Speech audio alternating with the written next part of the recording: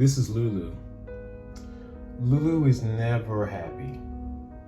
At least she's not happy with me. Lulu knows a lot about tormenting me. One other thing she knows about the end of the growing season. And that's what we'll talk about today on the garden plot.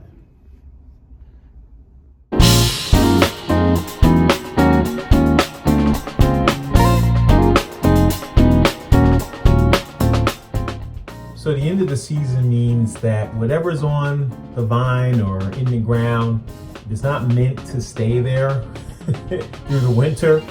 It's time to pull them up. One of the things that I really wish we had a little bit more time for are these tomatoes. I may have mentioned in a previous video that the tomato crop for this year really wasn't good. Actually, what I've learned is you kind of have to leave it alone and you need a little bit of support. But more importantly, the weather really had an impact on the quality of tomatoes. Earlier this year, it was kind of cool, and tomatoes tend to like a lot of heat. So that impacted the yield early on. And then as it got warmer, it also got wetter, and that kind of reduced the number of good quality tomatoes due to splitting. That's a problem when the skin of the tomato starts to separate from the rest of it, and at the end of the day it'll get bacteria and all insects and all that other stuff in there. But that said, these are green tomatoes. So what I've been told by my significant other is that if you take them in and keep them close to red tomatoes, and these are ones that also came from my yard, they obviously are ripe now, there's a chemical process that occurs that basically ripens them. So we're going to try that. Maybe later we'll come back to see what actually happens. But no, I mean, it's a lot of stuff here. Let me just show you that I have tomatoes that we picked earlier. These used to be green like these, right?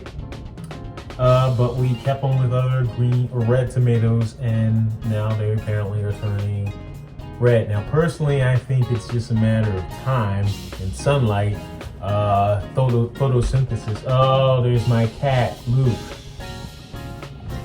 Yeah, you see how that goes. But yeah, we'll see how this actually goes. So the other thing that we pulled from the yard,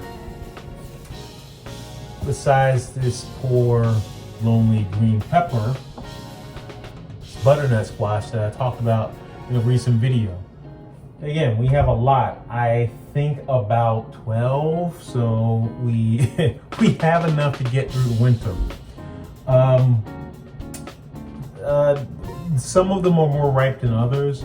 It's the same process that you have with tomatoes. You just kind of leave them alone together in the sun. That will ripen them up. But yeah, it looks pretty good. I'm kind of impressed. Yeah.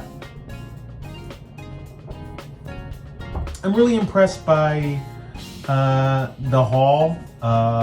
You know, the squash was a little touch and go there. It was a little dicey, but it came out well. If I had to do it over again, yeah, I think I would space out my squash a little bit better. Had some serious problems with some squash beetles, as you already know.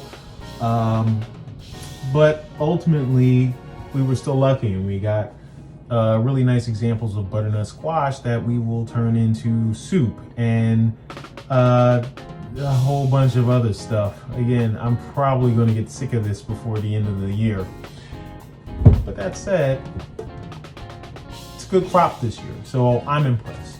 And hopefully your garden is was just as productive as mine. Not to say this is all that great. I've had better, but it's pretty good for a year that was so-so. Again, it's 2020, so everything is basically so-so. But again, thanks for coming out. Thanks for watching the video. Please feel free to watch a couple more videos. Not because I need the money from your clicks, because that's not the kind of video that I show, but because I hope you learned something. You know, and please leave comments so I can learn from my mistakes. And if you have any advice, please share it so we're all better informed. Okay? All right. Talk to you later. See you in the next one.